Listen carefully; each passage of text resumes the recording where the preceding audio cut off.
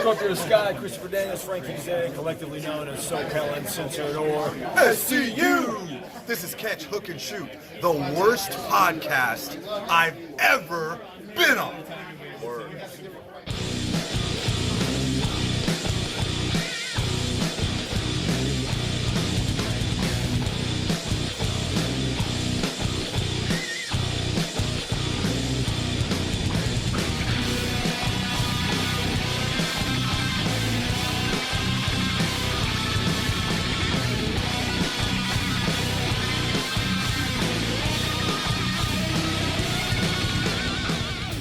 Hey, what's going on, everybody? Welcome to Catch, Hook, and Shoot, the best podcast you never heard of. My name's Tom. I am your host.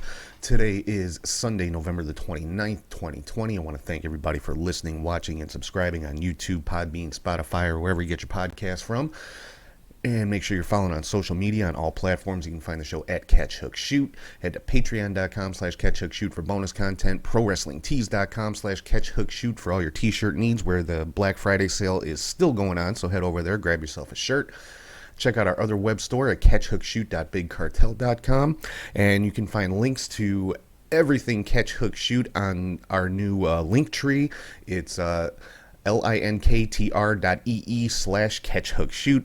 Find links to all the different podcasting platforms, the Pro Wrestling Tees store, the web store, all the social media, everything having to do with the show. You can find your links there at the link tree. And if you ever want to shoot me an email, it's catchhookshoot@gmail.com. So let's dive into everything going on in the world of pro wrestling this week, starting it all off like we always do with the match of the week.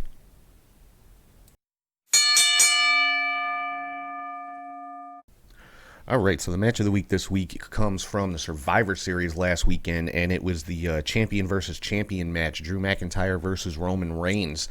And pretty much went down as I predicted. Didn't have a clean finish. We saw some interference from Jey Uso, some underhanded tactics by Roman. Both guys ended up looking very strong in this. Thought it told a really good story for what it was, the short build-up that it had. I think it delivered really well and was a good main event for the show. So, match of the week this week, Survivor Series, Drew McIntyre versus Roman Reigns. If you haven't seen it yet, definitely make sure you go back and check that out. So let's keep it moving along here with my top 3 highlights of the week, and that is called the 3 count. Number 1 on the 3 count this week, The Undertaker's final farewell, also from the Survivor Series last week. I saw a lot of kind of conflicting opinions about this online as far as how it was done. A lot of WWE legends coming out. We saw all of the surviving members of BSK, Bone Street Crew, which was the Undertaker's kind of clique back during the Attitude Era days. And, also saw like Jeff Hardy, Shawn Michaels, Triple H, Kevin Nash, Kane, of course, all came out to the ring to honor The Undertaker. And then actually saw an on-screen appearance from Vince McMahon, which is pretty rare these days, coming out talking about Taker's career and things like that. And then we saw, of course, the appearance of The Undertaker in character for what could be perhaps the final time. And didn't give a real long speech or anything like that. I mean, obviously that's not the Undertaker style, but basically saying it's time for the Undertaker to rest in peace. And for what it was, for what they were able to do, I mean, obviously it would have been much bigger if there was a crowd there.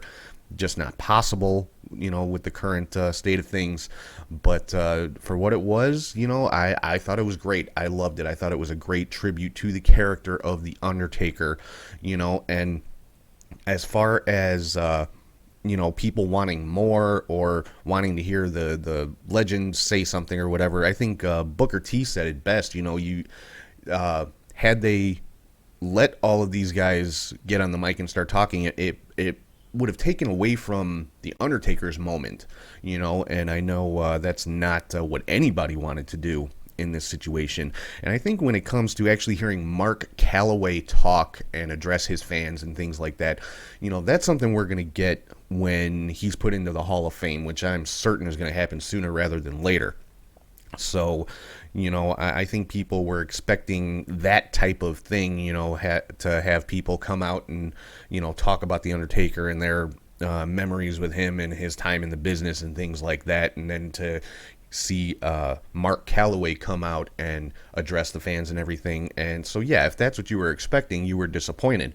But, you know, you have to remember this was The Undertaker's final farewell. And for, you know, like I said, for what it was, I thought it was perfect. The entrance that he got was amazing with the big electrical coils, you know, kind of playing out his entrance music. I thought was pretty cool. So yeah, I thought it was great. The Undertaker's final farewell at Survivor Series.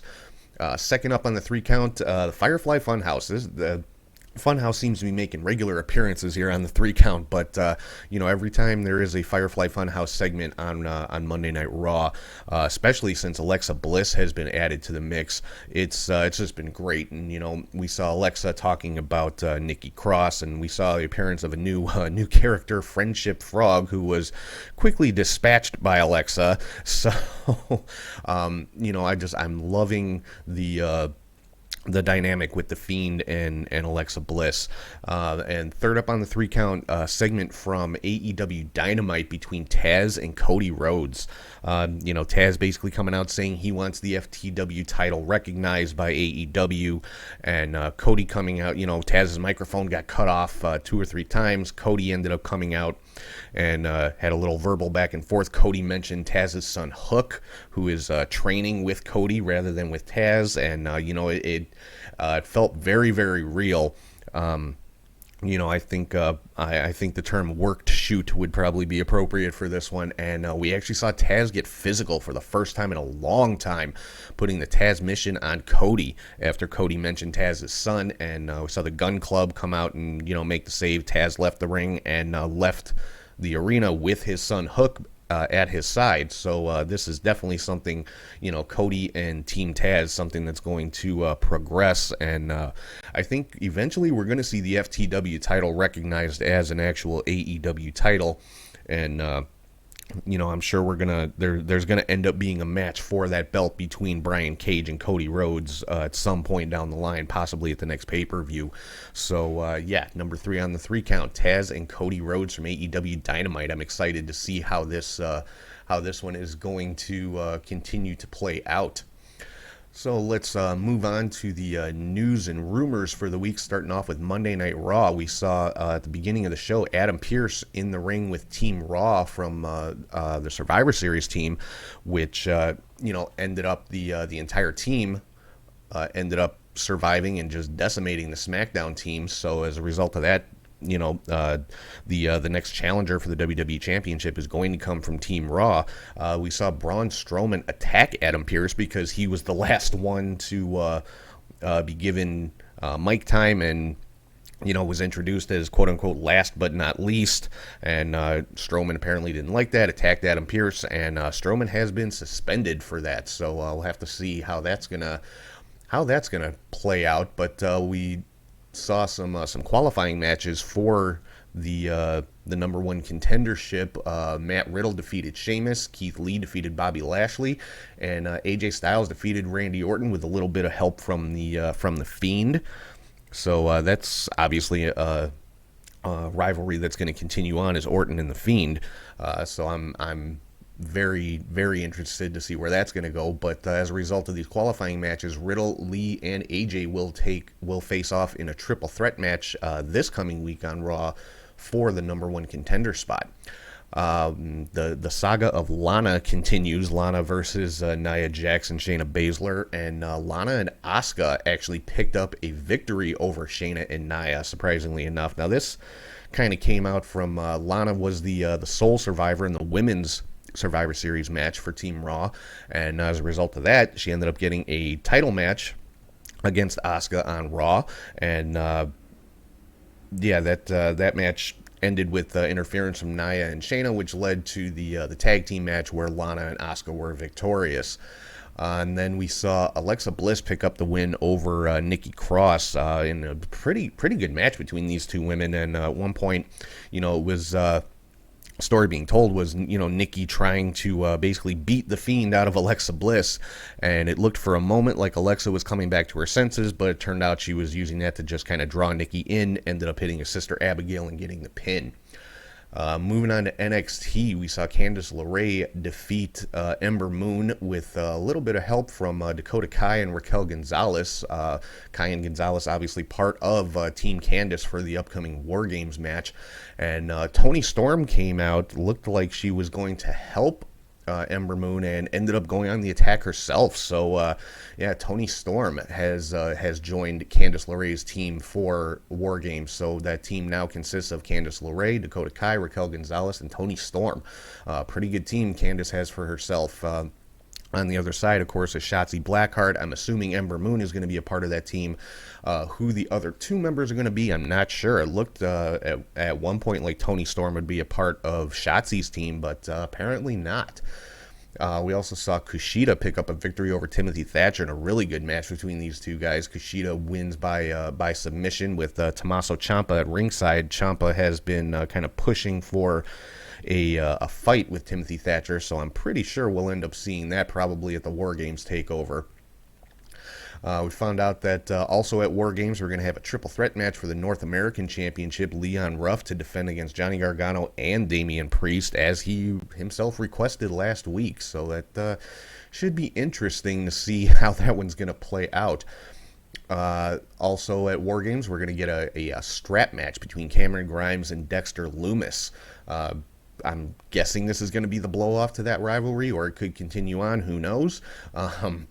Then we again saw another appearance from Team Candice going on the attack against Rhea Ripley and Io Shirai, the NXT Women's Champion, after the title match between those two. Or I'm sorry, not a title match, but after Rhea had addressed the crowd and everything, and so could be Rhea Ripley and Io Shirai as the last two members of Shotzi Blackheart's team, which would should make for a very good matchup if that's the case. And then we also saw the return of the Grizzled Young Veterans, having been around for a while, former NXT UK Tag Team Champions. They came out and attacked Everrise before their match could even get started. And then as Candice LeRae and Johnny Gargano and Indy Hartwell were leaving the arena, we saw in the backseat of their car another individual wearing the Ghostface costume. So some more questions about that. Who else is a part of Team Gargano here? Wondering how that's going to play out. Who's going to end up being under this particular mask? And then we saw a ladder match for the advantage in the men's War Game match between Pete Dunne and Kyle O'Reilly, and now Undisputed Era as well as Oney Lorcan and Danny Burch were watching this match from the crowd, basically, and we saw a masked man run in and interfere in the match and allow Pete Dunne to pick up the victory. So now, by all accounts, it was it was probably Pat McAfee. That's the general consensus as to who it was, but according to McAfee, he was at home in Indianapolis, wasn't in the arena. So, is there a new member of McAfee's team, or was it McAfee himself? I mean, it could have been McAfee. Who knows? Like I said, he was under a mask, but I'm sure we'll find out at some point. But as a result of that match, McAfee's team will have the man advantage for the War Games match coming up. Moving on to SmackDown, SmackDown started off with Roman Reigns kind of chastising Jey Uso for his loss at Survivor Series, as he was a member of the SmackDown men's team, which, like I said, lost in a clean sweep to Raw. And then we saw, after this, we saw Jey Uso attack Otis while Otis was on his way to the ring. Otis, of course, was part of that Survivor Series team, so Jey kind of taking his frustrations out on Otis. Bobby Roode and Dolph Ziggler picked up a win over the Street Profits. Roode and Ziggler now appear to be going after the SmackDown Tag Team titles. Sami Zayn defeated Daniel Bryan via countout, but this was also due to Jey Uso attacking Daniel Bryan backstage. And Kevin Owens actually made the save on this one and ran off Jey Uso, got in the face of Roman Reigns a little bit, so it it looks like Kevin Owens is going to be the next challenger for Roman Reigns' Universal Championship based on the way things are going. KO did pick up a victory over Jey Uso in the main event of the show, and just put a severe beating on Jey Uso after the match. Jey actually attacked KO after the match. Kevin Owens ended up getting the advantage and just beating him down with a chair and, talking to Roman Reigns through the camera the whole time. So this is, that should make for a very, very good rivalry. Bianca Belair picked up a victory over Natalya in a really good match between these two. Buddy Murphy defeated Baron Corbin with a lot of help from Rey Mysterio and Dominic in this match. So, kind of odd, that you would see so much interference and stuff on the babyface's side. But, I'm sure it's leading somewhere. Corbin said he wants another match with Murphy and that he'll be prepared. So I'm assuming he may have somebody in his corner. So we'll have to see where this is going. And, Billie Kay continues popping up here and there on SmackDown, giving people her headshot and her resume, and this time it was at the commentary table with Cole and Graves. So I find the stuff with Billie Kay very entertaining. I'm just hoping it leads somewhere. Is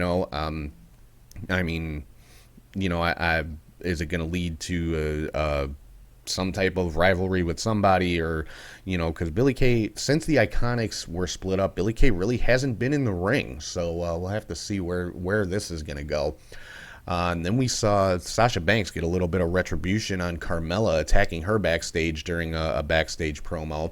So obviously that's going to be the next SmackDown Women's Championship match, is Carmella versus Sasha. Some NXT UK news. The first ever NXT UK Heritage Cup was won by A-Kid with the victory over Trent Seven. And let's see, moving on to some AEW news. Hangman Page picked up a victory over John Silver from the Dark Order in a very good match between these two guys. This was a contender for match of the week. If you haven't checked that one out either, definitely go give that one a look. And at the end of this one, Evil Uno was basically trying to recruit Hangman Page into the Dark Order, which is something that's been kind of brewing for a very long time, about Hangman potentially being a part of the Dark Order. So I don't know. I don't really see Hangman joining that particular group, but it's definitely an interesting storyline that they've got going. I already talked about the confrontation with Taz and Cody. I cannot wait to see where this is going to lead to. Really, really good tag team match between TH2 and Top Flight. TH2 was victorious in that one, but Top Flight being put in a very, very strong position, right out of the gate with in the AEW tag team division. So I'm, can't wait to see where they're going to go either. Chris Jericho and Jake Hager picked up the victory over SCU. Again, we tried to have the contract signing between Jon Moxley and Kenny Omega for the title match coming up next week. Now, last week we saw Moxley attacked backstage. Don't know who attacked him. We just saw that he was left laying. He confronted Eddie Kingston this week. Kingston basically just looked him in the eye and said, it wasn't me. You know who attacked you. And as a result of that, we saw Moxley attack Kenny Omega and take him out and sign the contract. So the match for next week is official for the AEW World title between Moxley and Kenny Omega. Hikaru Shida picked up a victory over Anna Jay, successfully defended the AEW World Women's title, and after the match we saw an appearance from Abaddon, who we haven't seen on Dynamite a whole lot, but she is one of the top-ranked women in AEW, and Abaddon basically picking up the women's belt and leaving her mark on it, so to speak. We'll leave it at that. The Butcher and the Blade picked up a victory over Pac and Phoenix from the Death Triangle, and ended up with a little bit of a beatdown from Butcher, Blade, and Eddie Kingston on the Death Triangle after the match, and Lance Archer, of all people, came out to make the save. Now, Archer and Kingston have some heat from the Casino Battle Royale, where Archer and Kingston had a confrontation, so it's continuing from that. So I don't know if this is necessarily a face turn for Lance Archer, but it's just the bad blood between him and Eddie Kingston. So it appears, at least momentarily, that Archer is on the side of the Death Triangle. Some Ring of Honor news. EC3 picked up a victory over Jay Briscoe via disqualification, and saw a bit of a brawl after that match. So I'm not certain where this one's going, but EC3 and Jay Briscoe is a match that I could watch over and over again. So I'm definitely going to be keeping an eye on this one. And then Matt Taven picked up a victory over Bateman, and after this match we saw Vincent go on the attack. Vincent and Bateman, of course, partners there, and this was the build-up basically to the return of the Miracle Mike Bennett. Returned and made the save for Matt Taven. So the Kingdom looks like it's back together in Ring of Honor. So great to see Bennett back someplace where he's going to be used and used well. So I'm definitely looking forward to seeing Mike Bennett on Ring of Honor TV again. Moving on to some Impact news. Jordynne Grace's partner for the Knockouts Tag Team Tournament was revealed this week, and it is Jazz, former WWE Women's Champion, former NWA Women's Champion, one of the all-time greats. So, Jordynne Grace and Jazz, part of the Knockouts Tag Team Championship Tournament, and they will have their first match next week. Found out in the saga of who shot Johnny Bravo, it looks like Larry D was the one who shot Bravo during his wedding to Rosemary, and his reasoning behind that was because he was in love with Rosemary too, and Johnny Bravo basically stole his girl. So don't know if this is the end of that one or if this is going to continue, but as of right now, Larry D is the one who shot Johnny Bravo. Kiera Hogan and Tasha Steelz picked up a win over the Sea Stars to advance in the Knockouts Tag Team Tournament. Suicide, which actually turned out to be Crazy Steve under the mask, picked up a win over Rohit Raju in the Defeat Rohit Challenge. Obviously not for the X Division title, but I would say that puts Crazy Steve right into title contention.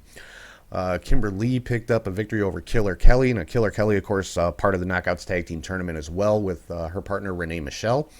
At the end of this match, we saw Susie come out to the stage and basically saying that Deonna Purrazzo and Kimber Lee hurt her friends, and that's bad, and now her friend is here, and it's going to get really bad. And then we saw Susie turn her back to the ring, and out came Su Yung. Now, obviously, Susie and Su Yung are the same person. This was done, with some good editing and stuff like that, but still very, very cool to see Susie and Su Yung kind of in the same place at the same time. So I thought it was a great spot. And then later in the show, we saw Purrazzo and Kimber Lee going to Father James Mitchell for help with their Su Yung problem, as they put it. So, this looks to be getting interesting. And then Ethan Page had his match against the hand-picked opponent by the Good Brothers, the phenomenal opponent that they spoke about last week, and it turned out to be Hornswoggle. Coming out as kind of a AJ Styles parody, which was pretty cool, and Swoggle actually picked up the win. So Ethan Page, goes down to the wee nominal Swoggle. And then we saw another appearance by Eric Young and Joe Doring putting a beatdown on Falaba and Daivari.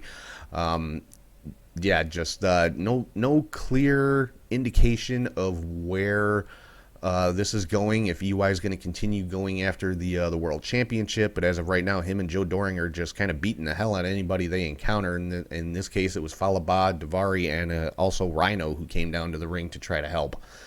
Saw a Impact World Championship match. Rich Swann retained against Ken Shamrock in a very good match, but at the end of the match, we saw Callahan and Shamrock put a beatdown on Swann. Eddie Edwards came to the ring and caught a beatdown himself. Callahan again with the baseball bat. If you remember, it wasn't that long ago that Callahan almost ended the career of Eddie Edwards with an errant baseball bat shot that was an accident and was worked into the storyline. So it looks like they're going to renew that rivalry with Eddie and Sami Callahan.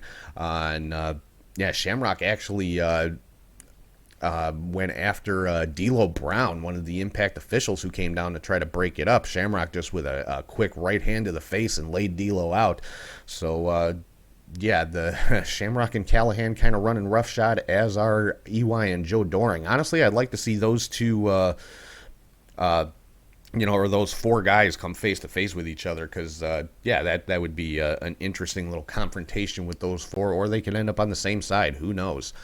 On some sad news, Impact related news, Jimmy Rave, former Impact star, part of the Rock and Rave connection with Lance Hoyt, now known as Lance Archer, announced his retirement from pro wrestling due to having to have his left arm amputated due to an infection that went untreated for too long.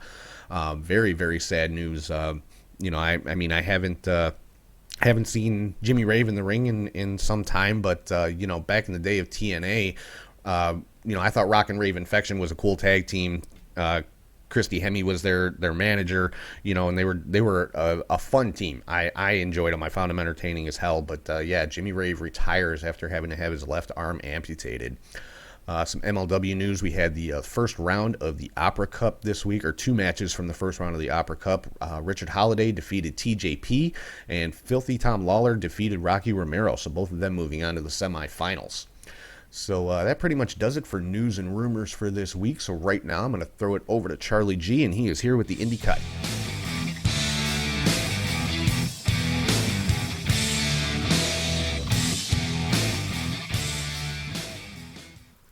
Thank you, Tom, and hey to wrestling fans. I am Charlie G with your Indie Cut.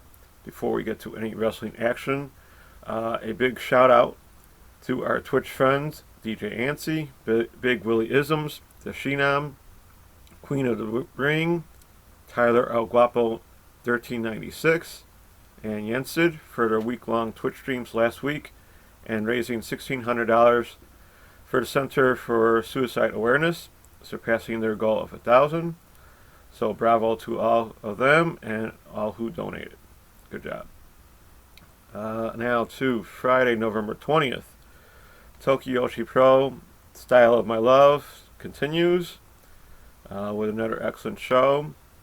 I'm going to start off with a 2-on-3 handicap match with the Bakuretsu sisters, Nodoka Tenma and Yuki Aino, who are the champions, tag champions, defeating Runo Neko, Moko Miyamoto, and Raku. Then there was an 8-woman tag team match of Hikari Noa, Miharu Kairu, Pam Harajuku, and Yuki Kamifuku, defeating Miri Mayumi, Miyu Watanabe, Mizuki, and Nai Kakuda. Then in an interesting attraction match, it was Saki Sami with her new tag partner Mai Saint Michelle, who is Mai Segura, defeating Sina Siori and Suzumi.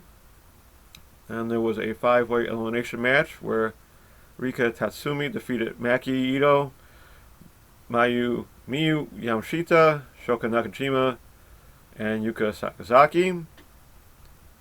And then in a hour-long main event, it was supposed to be Hyper Michio's retirement match, where they did their own version of The Bachelorette, with about like 5 other women vying for her match. So the winner was Rika Tatsumi, who defeated Posel.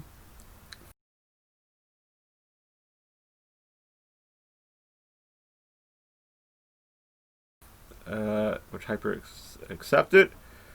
So we will see if she takes any time off or when or how long, but it sounds like she's a little tired and wants to take some time off. But so we shall see how that goes. But congrats to her. Then on to the States for Pro South Wrestling from Piedmont, Alabama. In a PSW All-Out title match, champion Cameron Keese defeated Brandon Watley. In their YouTube title match, champion Robbie Vio defeated Roma Miller. And in the PSW Heavyweight title number 1 contender match, Ace Haven defeated Eric Silva and William Huckabee. There was an alternative pro wrestling show from Royston, Georgia, also on Friday. And on the New Japan Strong number 16 show, there was Russ Taylor defeating Rocky Romero, Jeff Cobb defeating J.R. Krotos, and for the IWGP United States Heavyweight Title briefcase, Kenta retained against David Finlay. We go to Saturday, November 21st. And I'm tired of Westside Extreme Wrestling because they keep going and going. So this might be so I'm going to just skip them this week. Sorry, guys. It's never ending. It seems like everyone's just now getting their 2 points.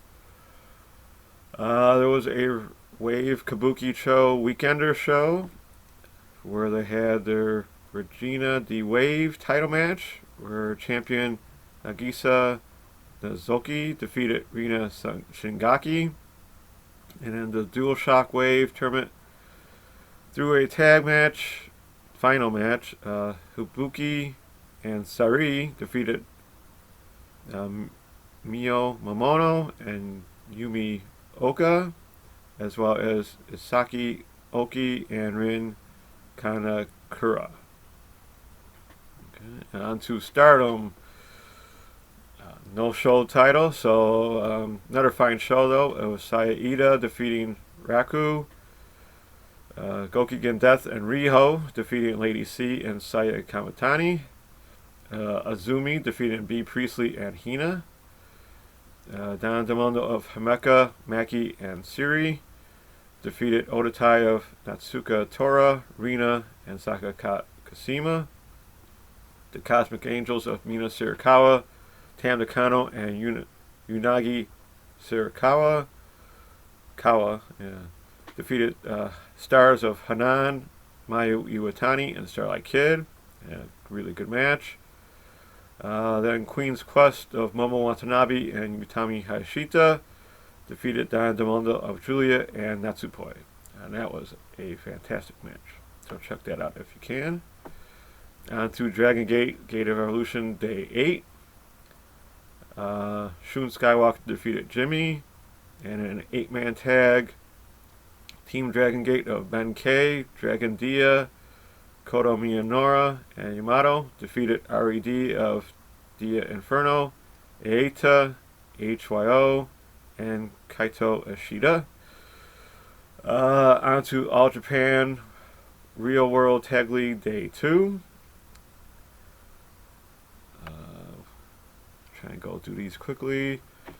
There was a 6-man tag of Black Mensuria, Carbel Ito, and Tako Amori defeating Akira Francesco, Rising Hayato, and Tajiri. So Tajiri finally lost. In the tag league matches, it was Shuji Ishikawa and Suwama, who have 2 points now, defeating Inzanagi and Sekiro Iri, who have 0 points. Abdullah Kobayashi and Daisuke Sakamoto, who have 4 points, defeating Kuma Arashi and Satoru Oshino. I guess they have 0 points. And then Jake Lee and Koji Iwamoto, who have 4 points, defeating Ryuji Sai and Yashitatsu, who have 0 points. Down to International Wrestling Australia, Relentless, the return. So you guys now on the map. For the IWA Heavyweight title, champion Chris Abbott defeated Jude London. And a winner gets a title shot in a pole invitational 4-way match. Randall defeated Brad Alexander, Donnie Mako, and Jack Payne.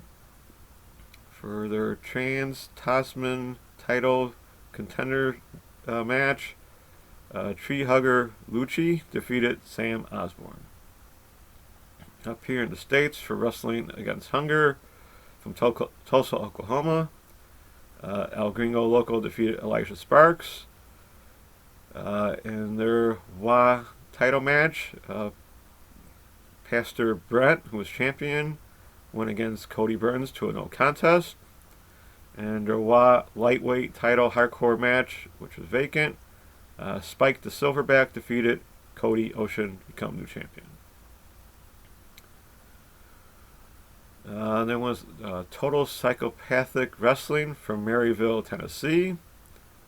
In a TPW heavyweight title match, champion Steve Burns defeated Elijah Proctor. Fred Yehai defeated Timmy Lou Retton. In a four-way death match, champion Nefarious Creedmoor defeated J.W. Dalton, Travis Dukes, and Tristan Ramsey. And that's pretty much there from there. Then on to MCW Pro Wrestling Bruiser Strong from Joppa, Maryland. And a MCW Rage Television three-way title match. Leo Rush defeated champion Joe Keys and Ken Dixon to become new champion. So Leo is a champion in MCW. Congrats to him. And a MCW Tag Title four-way match. Champions Deanne Epps and Tommy Seto defeated Chuck Lennox and Drolix, Angel and Fernando, and Jasper Khan and Malcolm Moses. And in an MCW heavyweight title match, champion Keiko defeated Dante Caballero. Onto Intense Wrestling Entertainment Parade of Champions from Grovetown, Georgia. For the New Age title contendership match, David Ali defeated AC Mack. And in the New Age title, champion Hunter Young defeated Tyler Culprit. In the IWE Mayhem title match, Savannah Evans defeated champion James Houston, become the champion. Now, Logan Creed actually defeated Alexander Hammerstone, so I would call that an upset. I don't know who Logan Creed is. In their IWE Tag Title match, which was vacant, the Ugly Ducklings of Coach Mikey and Rob Killjoy defeated Shay McGrady and Will Demented to become new champions. And their heavyweight title steel cage match, which the title was vacant, Billy Brash defeated Sean Legacy.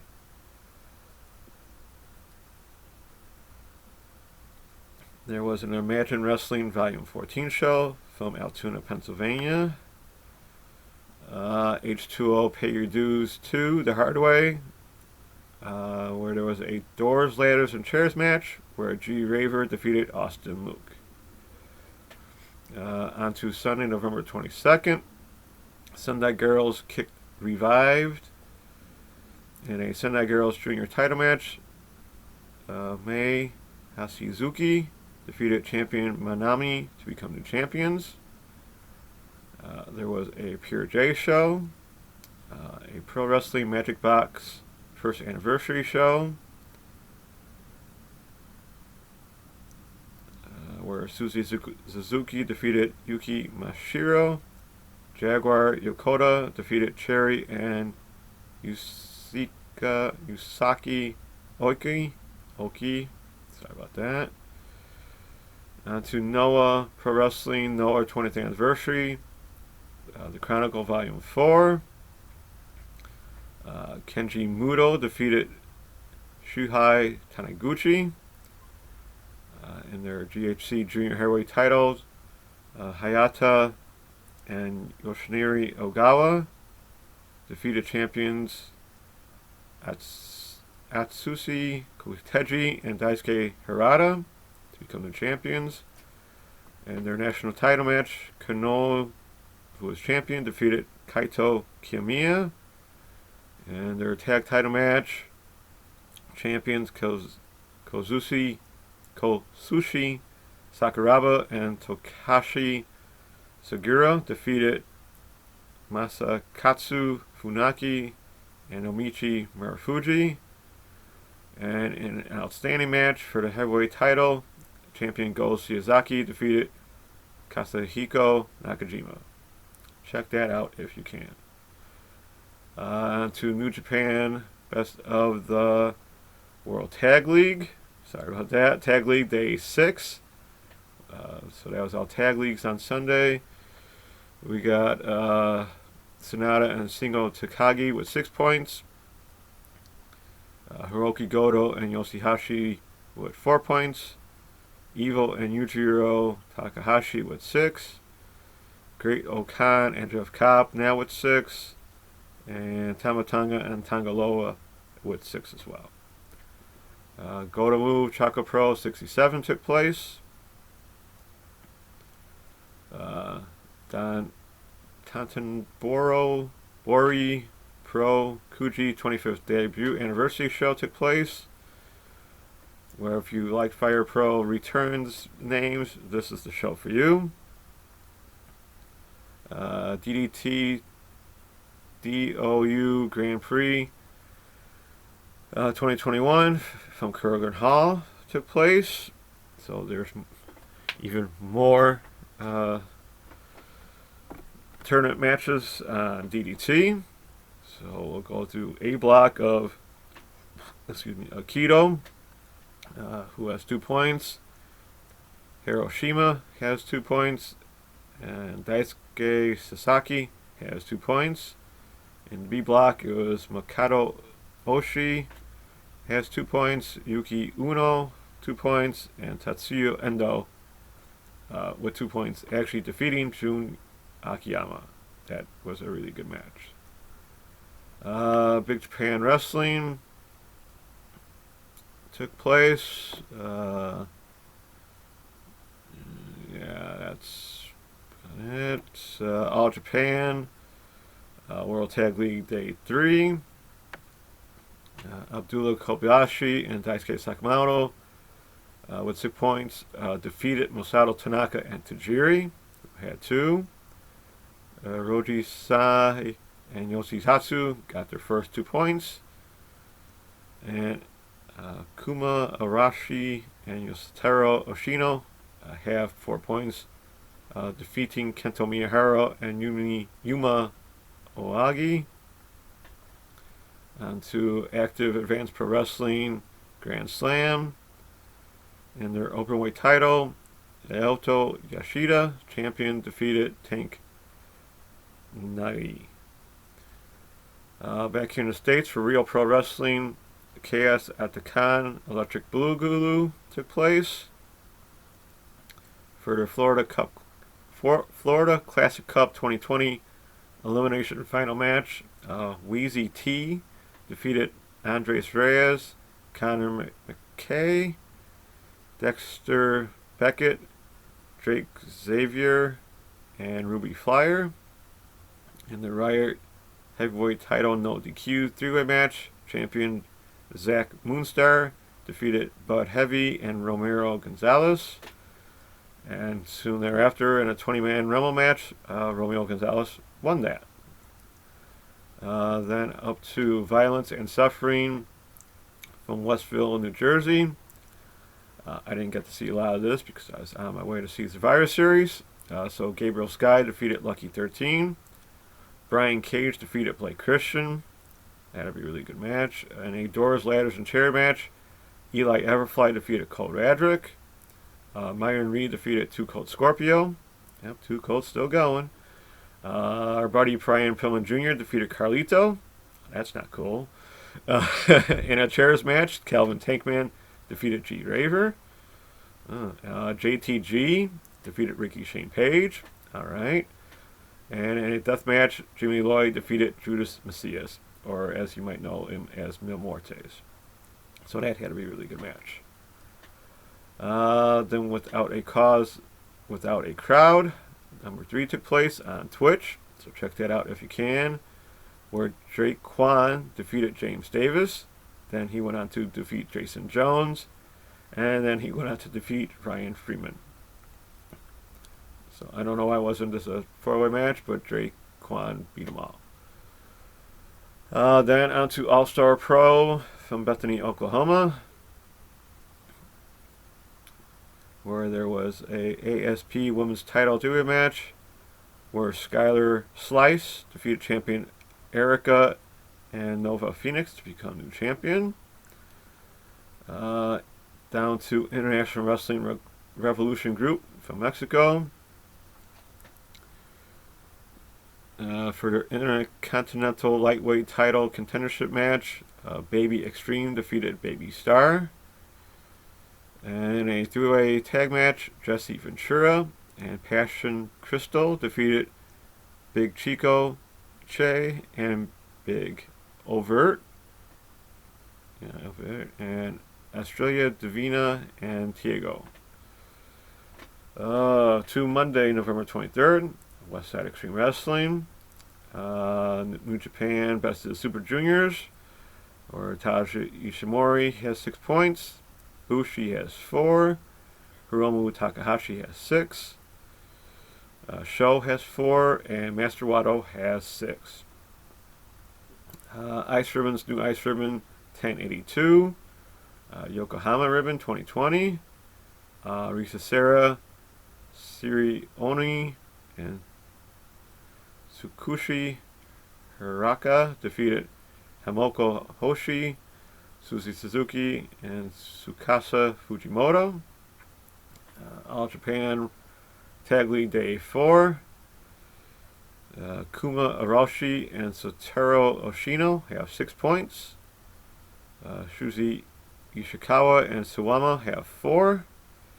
And Kento Miyahara and Yuma Aogi have 2.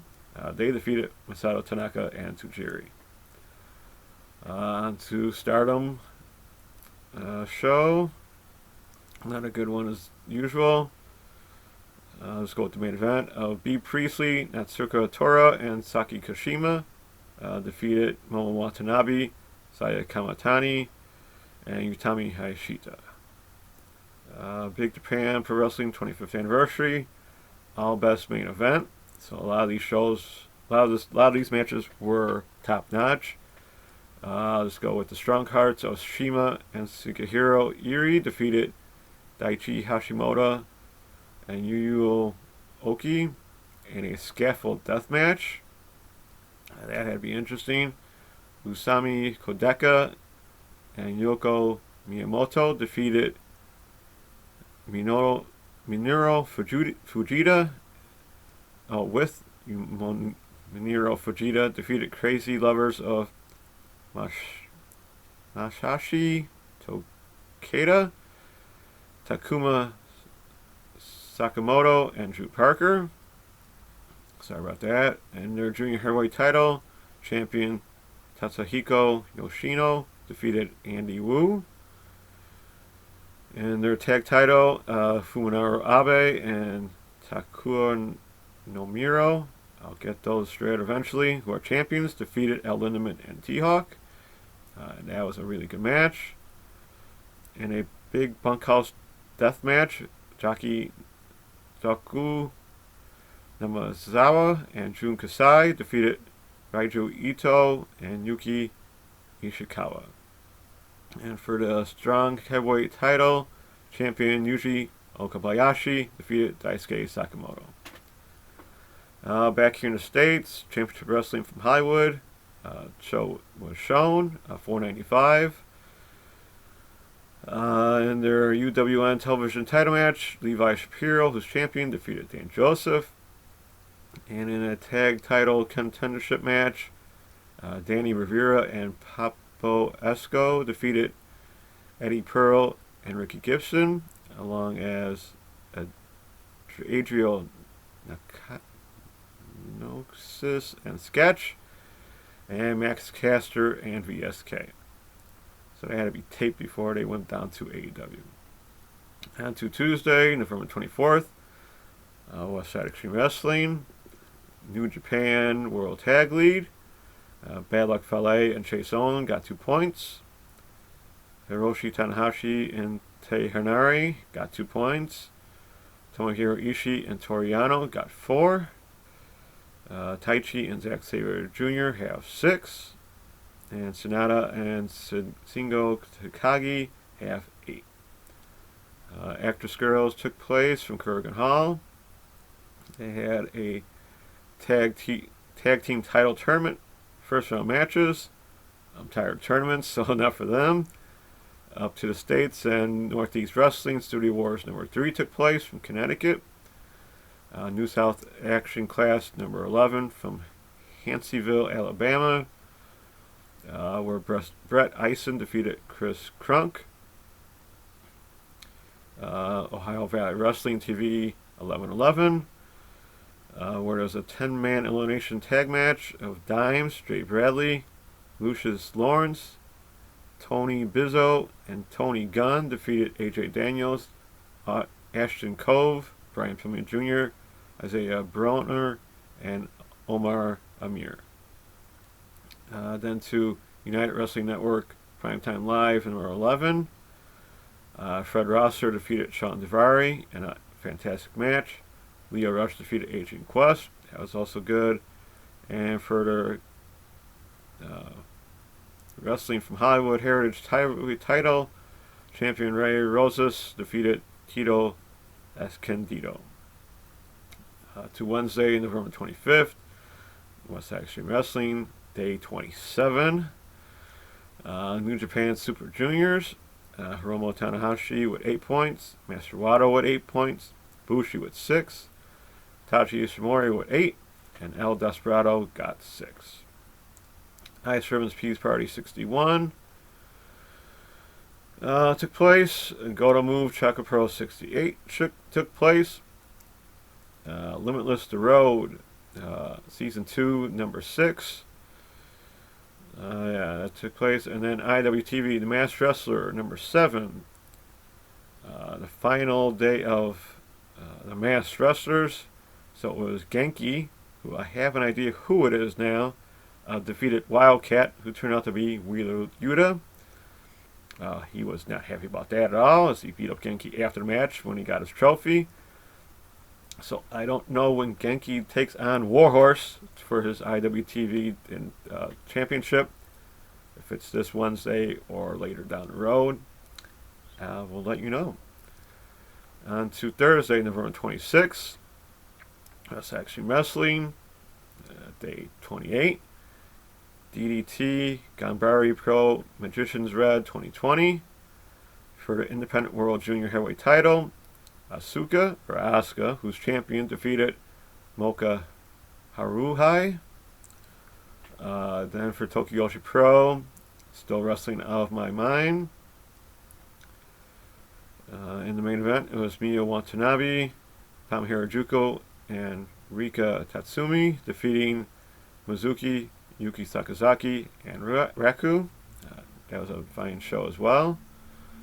Friday was at Extreme Wrestling Day 29.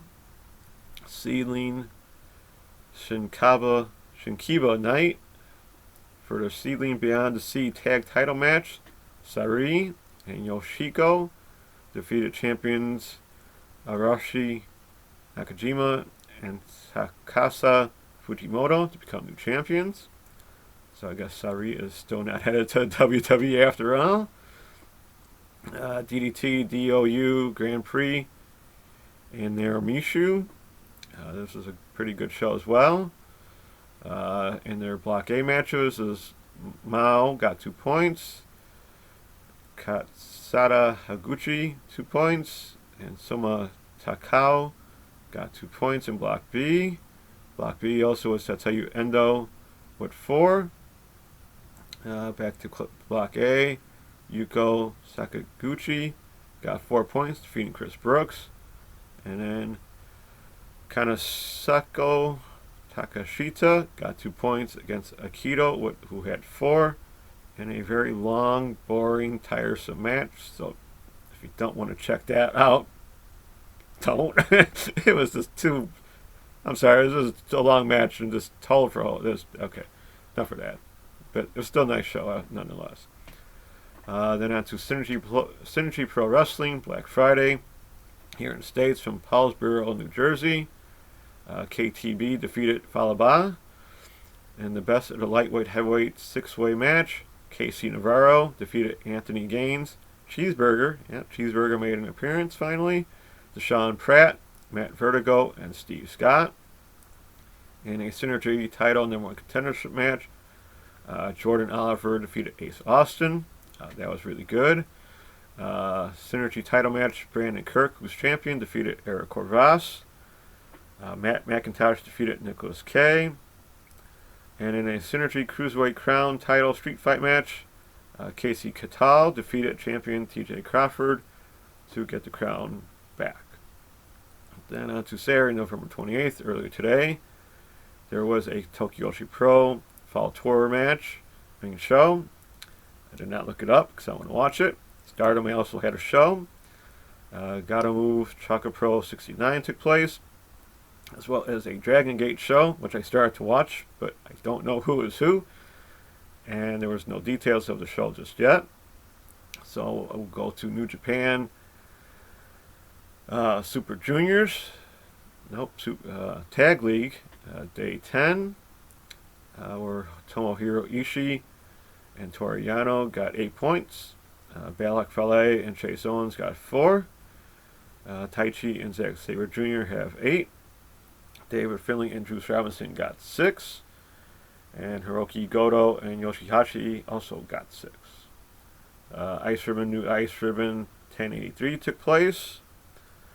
DDT DOU Grand Prix 2021 in Nermoshu as well. We'll go with Block A with Yuko Sakaguchi, got 4 points. Chris Brooks got 4 points. Hiroshima got 6 points. Block B matches are Soma Taiko got 4 points. Jun Yakiyama got 2 points. And Kasasari Higuchi and Tatsuya Endo went to a double KO. So Higuchi has 3 and Endo has 5. Now for a late update on my favorite DDT title, the Iron Man Heavy Metal Weight Championship. At last I talked about Dean Malenko submitted both Joey Janela and Sammy Guevara for the DDT and REW Pakistan 24/7 titles on August 13th. So we head to October 7th. Yeah, I'm a little behind on this. Where Orange Cassidy pinned a napping Dean Malenko. Then on October 28th, Joey Janela pinned a sleeping Orange Cassidy doll. And to take over the championships. After a AEW Dark match on November 11th, Janela gave the titles to Jungle Boy, who had pinned him earlier in the night. But before Jungle Boy could say thank you, Marco Stunt schoolboyed his best friend to win the titles.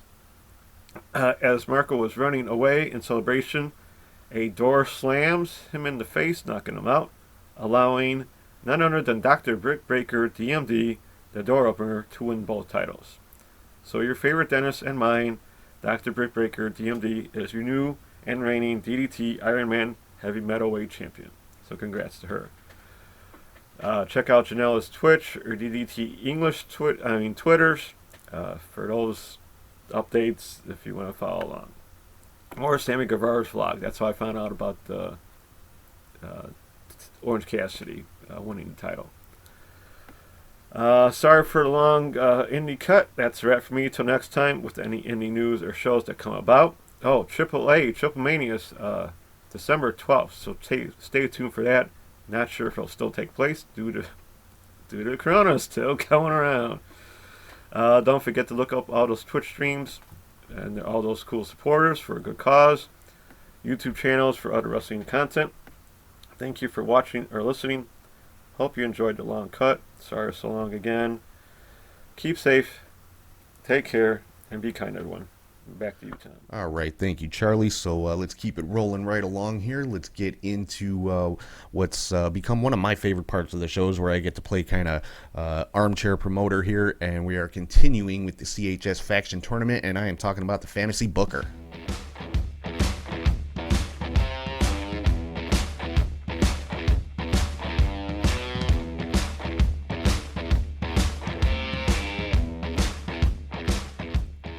right, so continuing the second round of the CHS faction tournament this week, we have got the Elite taking on the Dangerous Alliance. Now, of course, the Elite, consisting of the Young Bucks, Kenny Omega, Hangman Page, Cody Rhodes, and Marty Scurll, and the Dangerous Alliance is Steve Austin, Bobby Eaton, Arn Anderson, Larry Zbyszko, and Rick Rude.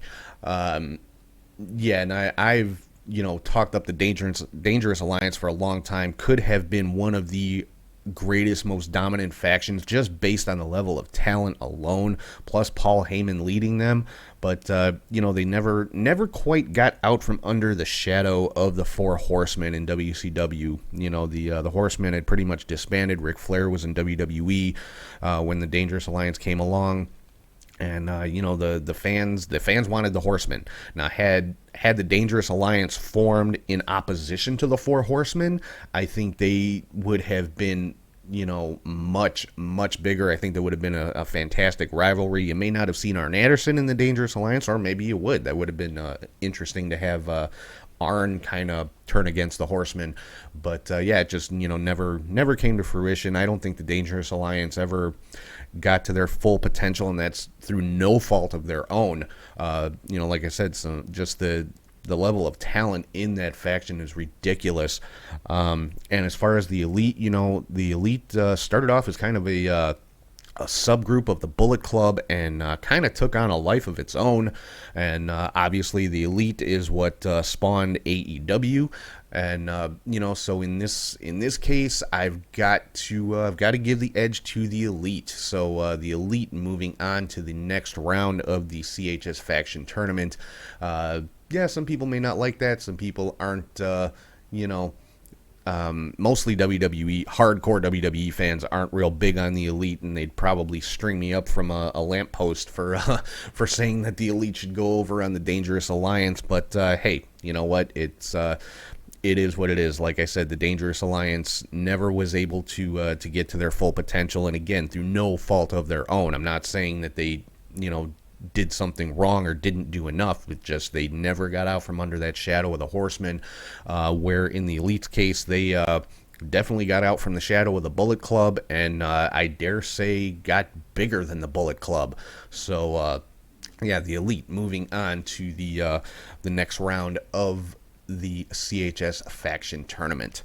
So that's going to do it for this week. Again, I don't have a weekly hot take. I just haven't had any hot takes the last couple of weeks. So it is what it is. But make sure you tune in next week. I will have my preview and predictions for NXT TakeOver War Games. It looks like it's shaping up to be a great pay-per-view, which the NXT takeovers always are. I mean, I've never seen a bad takeover, and I don't think this is going to be any exception to that. So make sure you check out the show next week for my preview and predictions for NXT War Games. And again, want to thank everybody for watching, listening, and subscribing on YouTube, Podbean, Spotify, Apple Podcasts, or wherever you get your podcasts from. Make sure you're following on social media on all platforms. You can find the show at catchhookshoot. Patreon.com/catchhookshoot for bonus content, ProWrestlingTees.com/catchhookshoot for t-shirts, where the Black Friday sale is still going on. Get up to 40% off on merchandise, or if you're getting a CHS shirt, you get 20% off. So definitely head over there, pick one up. Check out our other web store, catchhookshoot.bigcartel.com, and you can find links to everything Catch Hook Shoot at linktree/catchhookshoot. And if you ever want to shoot me an email, it's catchhookshoot@gmail.com. So with that, I am going to sign off. Hope all of my friends in the U.S. had a great Thanksgiving this past week. Hope everybody's having a good weekend and has a great week coming up. Enjoy all the great wrestling that's going to be coming up this week, and I will talk to you guys soon.